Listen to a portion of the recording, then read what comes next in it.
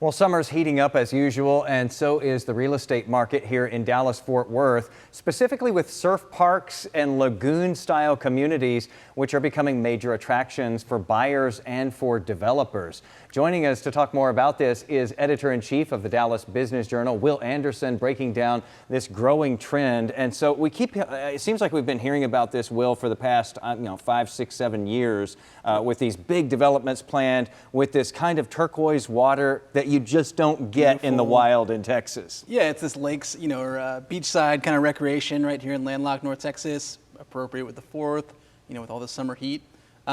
So there's this California company, Aventura, that wants to develop surf parks across DFW.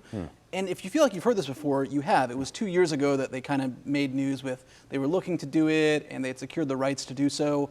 What's new is that DBJ's Ayush Gupta caught up with their leadership, and they say after they've made progress on their very first one, which is in Jacksonville, Florida, they bought land there, they're moving ahead. Now they're turning their full focus to DFW. So they've done it in Florida already. It's getting going. They closed on the land just recently. They bought the land, and they're going through the permitting now. So now that they've got that kind of moving, it's like full force in DFW, and for the next 6 months, they said they're going to be looking for sites with a special focus on the suburbs north of Dallas. It is an interesting thing where I guess a company would need to sort of get those wheels turning to figure out how this works, because it's kind of an unusual feature. Yeah, they're unique in terms of the zoning, in terms of the technology even that goes into them. I mean, even into the utilities and water use. It's not something that cities are usually used to seeing. And so we're likely to see these in the northern suburbs above Dallas, essentially. Do all of these happen, though? It seems like, every year or so we hear about another one that's planned, and it's going to be this enormous, great lagoon that's going to be amazing. Right. No, they don't, and that's the nature of real estate. But this one seems like it's got a fair amount of backing financially and in terms of the people involved. So I think surf parks, you're going to see some. And you guys mentioned in the run-in, lagoons are already becoming a pretty popular amenity in these large master planned communities.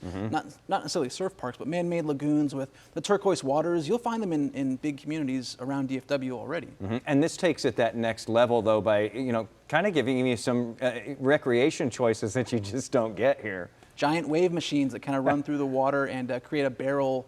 I'm not a surfer, but I think, a tubular barrel that you can surf all the way through the pool. Will, if they let you try it out ahead of time, will you give it a shot? In the name of journalism, yeah. I'll do it. Just for the job, take one for the team.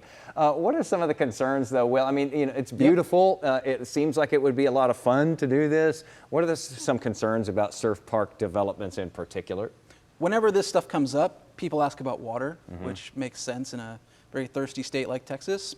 So there's lots of different ways you can do it.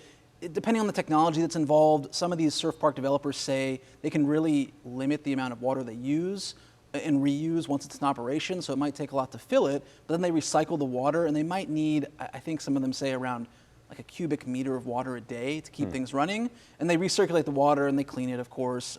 So once you get it filled, maybe not so much of a concern, but there's lots of other needs for water with housing and commercial development, so understand those concerns. Yeah, and that could be a tough thing to justify, I guess, once we get into the usual drought that happens here. It seems like every year. Yes, they'll say we've got the water, but the optics would surely be difficult if you were a developer. So a lot of that is on the front end, though, with the permitting and getting the city to go along and approve the plans and so forth. And again, as you said, this one particular company has already sort of gone through that gauntlet in Florida and is sort of figuring out where the landmines might be. A little bit of a track record of it. I mean, again, it hasn't started in Florida, but they've passed a few of the milestones in the process, so they feel pretty confident, they told us, in what they're hoping to do here. How long do you think before surf's up somewhere here in DFW? Oh, I couldn't say exactly, but I'd give it, a few years at least. Okay. So I'll come back on for the next time. We'll talk more about it. You got some time to practice, maybe. All right.